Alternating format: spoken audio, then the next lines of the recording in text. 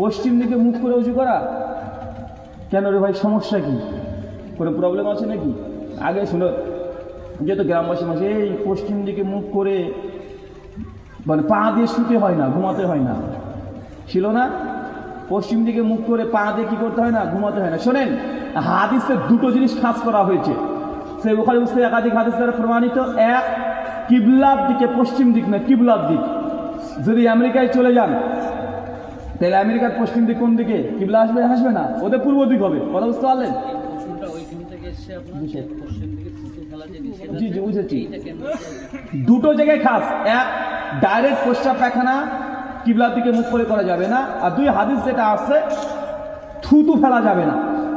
এই দুটো, এটা নিয়েও ফুকাহাগণ একাধিক মতামত দিয়েছেন। ইমাম আহমদ ইবনে হাম্বল রাহিমাহুল্লাহ, তার মত যদি সে বদ্ধ ঘরে হয় কোনো সমস্যা নেই। কথা বুঝতে পারলেন? যদি বদ্ধ ঘরে হয় কোনো সমস্যা নেই, বদ্ধ ঘরে যদি হয়। শাফি মালিকি বলছে না, বদ্ধ ঘরে হলেও কিবলার দিকে মুখ অথবা পেছনে করা উচিত নয়। সালাফিদের, জুমহুরদের কথা হচ্ছে এটাই, যেটা থেকে বেঁচে থাকবেন। কথা বুঝতে পারলেন? এটা থেকে বেঁচে থাকবেন। আর পশ্চিম দিকে থুতু নিক্ষেপ করা, আর পশ্চিম দিকে অজুর